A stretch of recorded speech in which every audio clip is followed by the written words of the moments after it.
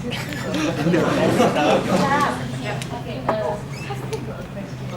so first Lucian and then we'll have Justin. Thank you. Sharath, why don't you let all of them ask the questions, then they can combine one as one. Can I have your question, Lucy? My question is for the president candidate.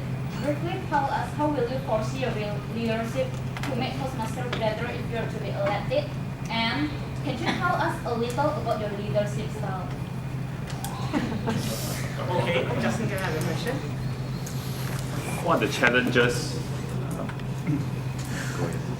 What are the challenges you foresee that will happen to your club when you?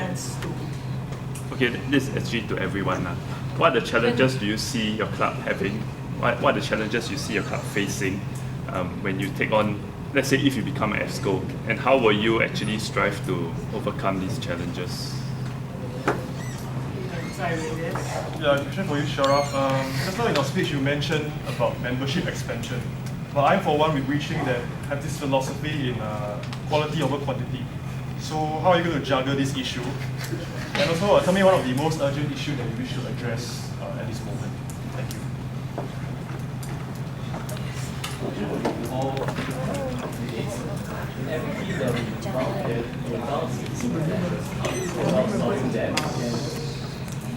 How do you ensure that your exco do not lose steam?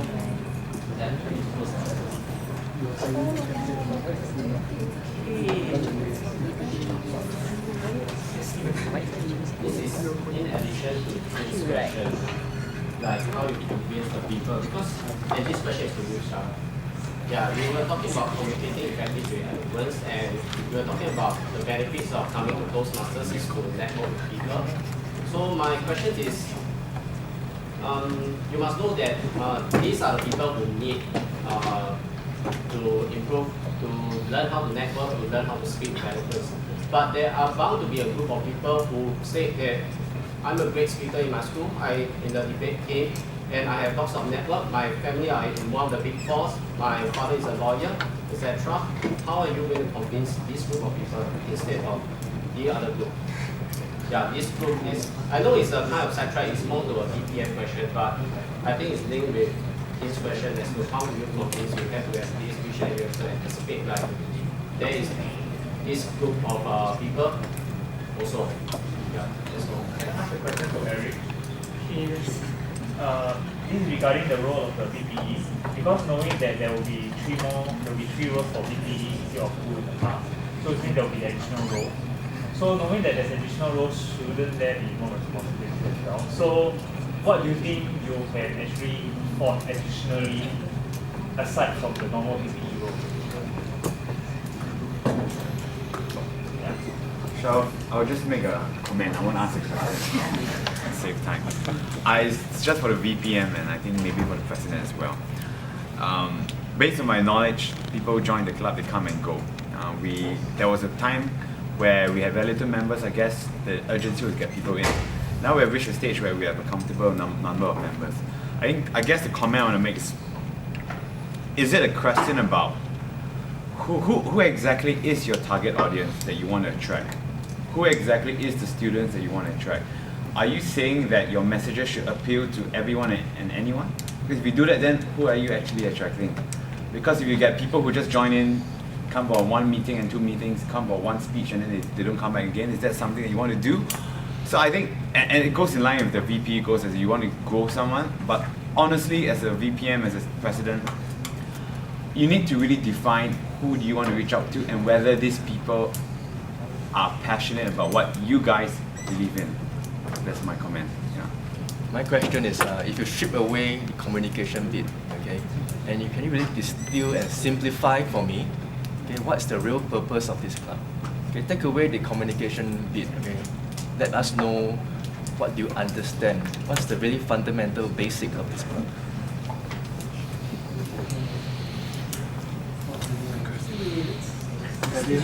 Yes, Daniel. Thank you. I have two questions for the presidential candidates. The first question is, if you were to select your exco team, who would you select and why? The second part of the question is,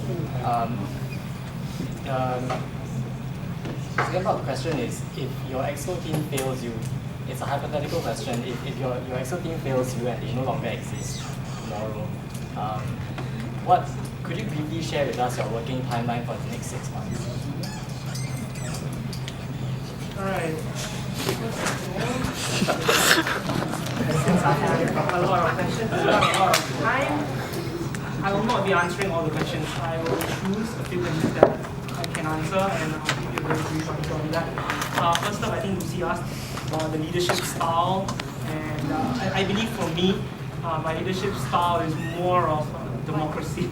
As what you've seen, I will always look for consensus in the group and go with the majority vote as long as the majority votes for what I feel would be a slightly more the logical solution.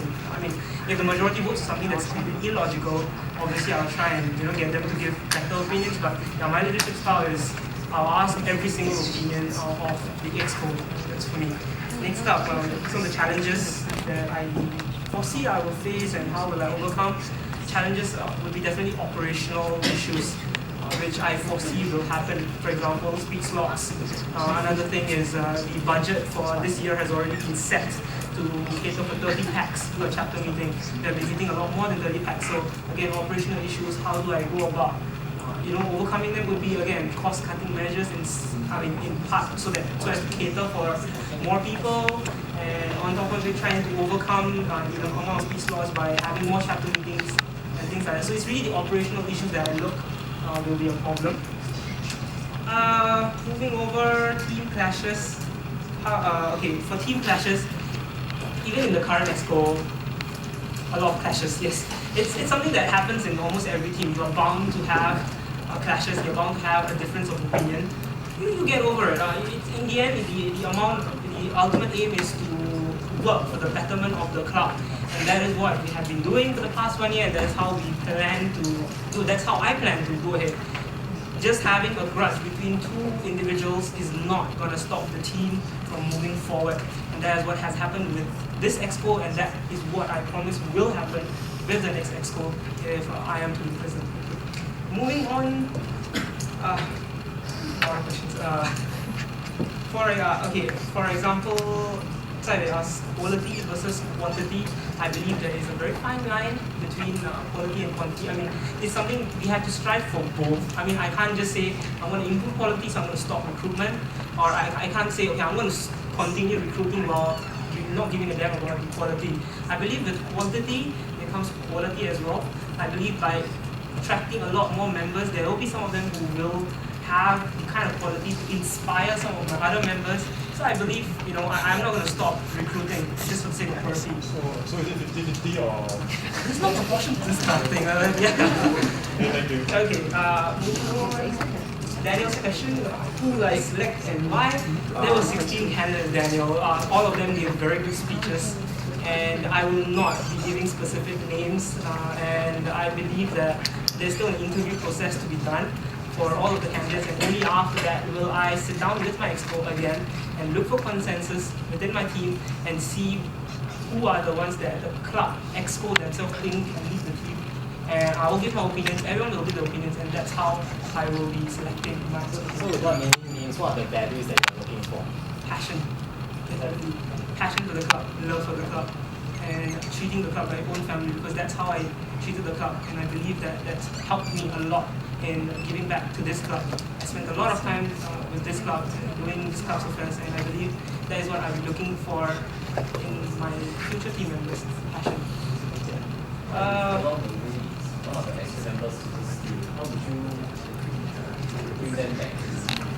Okay, I mean that has happened in even this exco team. They have some of them have lost passion, but again, you've got to remind them of the overall club aim, overall club goal, and to tell them, look, it's really the club itself is the one that's the most important right now. You got to look at your team, your members are those who are dependent on you to carry out certain goals. You got to come back. And on top of it, empowering them to make decisions, I believe, keeps the spirit alive. So that's what I'm going to do. I'm going to empower each member to do certain things. Last question will be from Steve. Sorry, Stephen, you asked.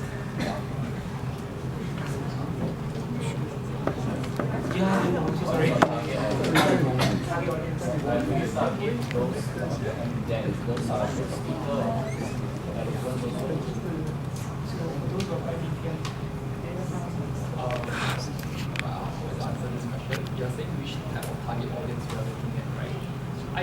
Toastmasters is a club that we not just attract really good speakers, but at the same time, we are trying to attract people who are passionate to be able to become the speaker. See, not everyone, when they first started out, they are good in speaking, but if they have the passion and the interest to learn how to do public speaking and to speak in front of the crowd with confidence, with fluency, I guess Toastmasters is a club that is actually suited for them. And I hope that our club can attract this type of. It doesn't mean that they first when they start out they have to be really good. So what I can recommend is that during the CCA booth or something, during that time, we can ask them, we can tell them more about what this club is actually about, and maybe can let them do a bit of survey, so that to check out what are their real. Are they just coming in just for the CC title or something, or are they just coming, or are they coming in really to improve themselves and the way they can speak about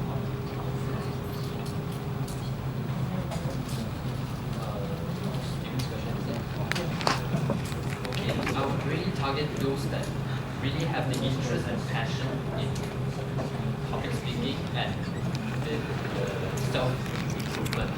Because whatever marketing you do, any promotion, anything you do, if they are not interested, they won't even look at it. So my target audience is really those that really want to improve themselves and want to join our family. My target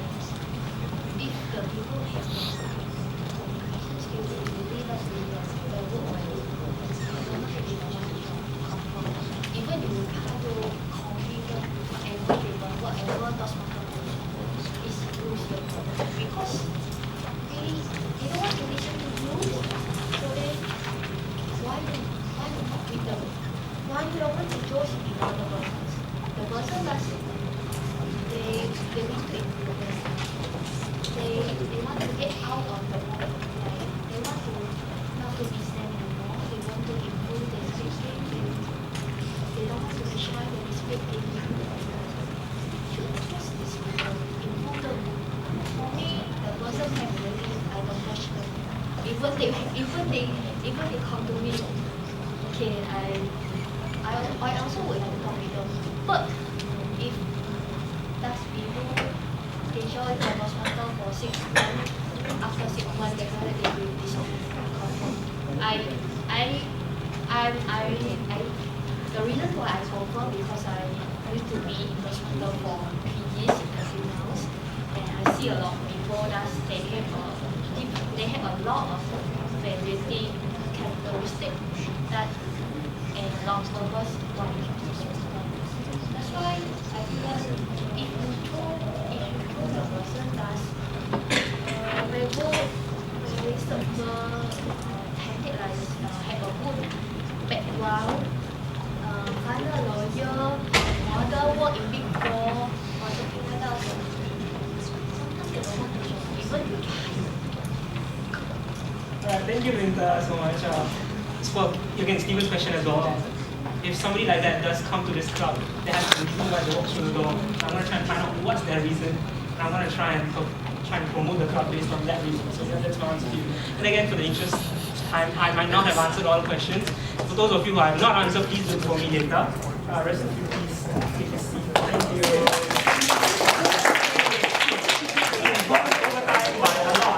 And the classroom will be closing quite soon. So I'm going to look for a consensus here. How many of you want the refreshments and the lobbying break outside for about 5 to 10 minutes, come back here and vote?